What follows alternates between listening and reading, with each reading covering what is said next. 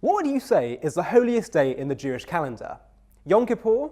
You know, that time where we don't eat anything and sit in synagogue all day praying? Sounds pretty holy and spiritual to me, right? Well, a 16th century rabbi known by the name the Arizal pointed out something hidden within the words of the holiday Yom Kippur. Something really eye-opening.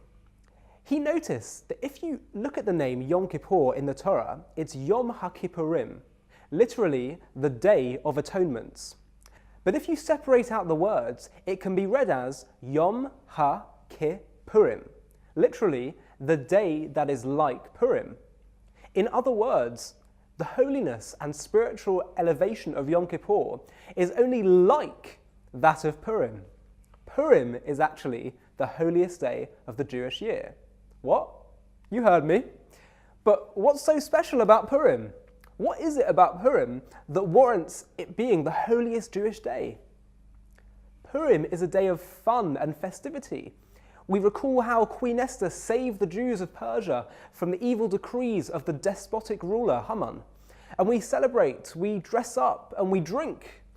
It all seems very light-hearted. In fact, the Hebrew month of Adar, which Purim falls in, is associated with laughter. Purim is the holiday of laughter. So what, I ask you, is so holy about laughter? The answer? Everything. Laughter is fundamental to Jewish philosophy. In fact, the very first Jewish child is called Yitzchak, Isaac, which means literally, he shall laugh.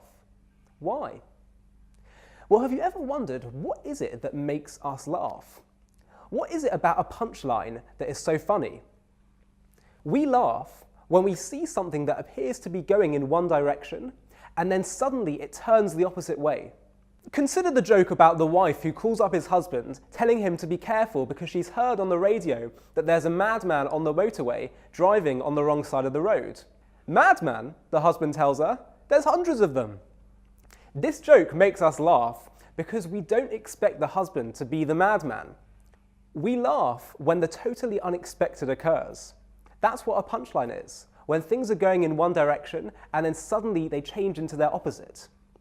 But in Judaism, we believe that everything that exists in the physical world represents a deeper spiritual reality. So what does laughter represent? At its deepest level, laughter represents the transition from this world to the next world, from despair to redemption, and from our current world to the messianic vision of the world which Jews pray for every day. Jews have a deep conviction that all tragedy and despair will one day flip itself into redemption, and it's that flip which we associate with laughter. Take life itself. We all go through ups and downs in life, but for all of us, we end up growing old, weary, and dying. From our perspective down here on earth, it all seems rather tragic. But in Judaism, we consider this world to be a temporary place of growth and ordeal, which transitions to an eternal place of rest, where we reap the rewards of our spiritual and moral growth. From a spiritual perspective, it's not tragic at all. In fact, one could even say it's quite funny.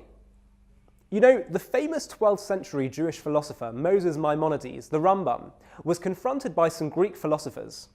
They said to him, "You Jews claim to believe that death is merely a transition to an eternal life, but you also say that everything in the physical world represents a spiritual reality.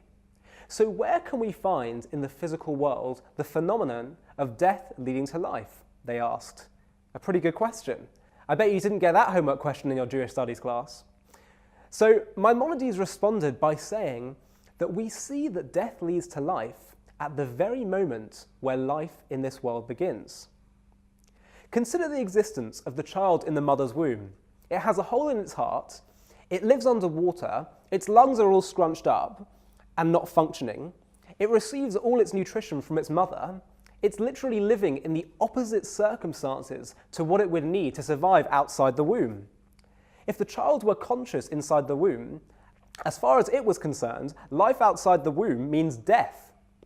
And yet, when the child is born, everything reverses. The hole in the heart fills up, the lungs pop open, the blood travels the other way, and the baby starts breathing. This doesn't strike me as a natural logical progression of steps. Everything suddenly flips into its opposite at the last second. At the moment where life begins, said Maimonides, we see how a hopeless, fatal situation can transform itself in a split second. This principle, that bad can transform itself into good, is a deep conviction of how Jews perceive human history too. We believe that one day the world will be transformed from a world of chaos and despair to one of peace and contentment. And it will happen at the least expected moment, where all seems lost in the world. King David wrote that on that day, quote, our mouths will be filled with laughter, because we laugh when an unexpected transition occurs. And we see this principle on a smaller level play itself out in the Purim story. Everything was going wrong. There was an irreversible decree of genocide for the Jewish people. And yet, through one coincidence after the next, the evil Haman ended up being hung on the very gallows that he had built to hang Mordecai, the leader of the Jews.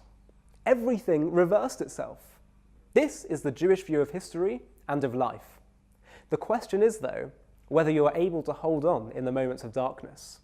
Throughout history, Jews and peoples of all faith have been ridiculed for their enduring belief in divine guidance and their moral values, which have so often flied in the face of the cultures they found themselves in. But they were able to remain true to their values because they lived with the reality that one day, when the world gets turned around, they will be the right way up. Isaac, Yitzchak, the first Jewish child, means he shall laugh, because that is what we're awaiting. We as Jews haven't laughed much throughout our history, but it's the future laugh, the last laugh, that we are waiting for. The holiness of Purim is the holiness of laughter. Deep within it is found the secret for Jewish hope throughout our history. It is the knowledge that the final destination for humanity is not one of sorrow, it is one of joy and redemption.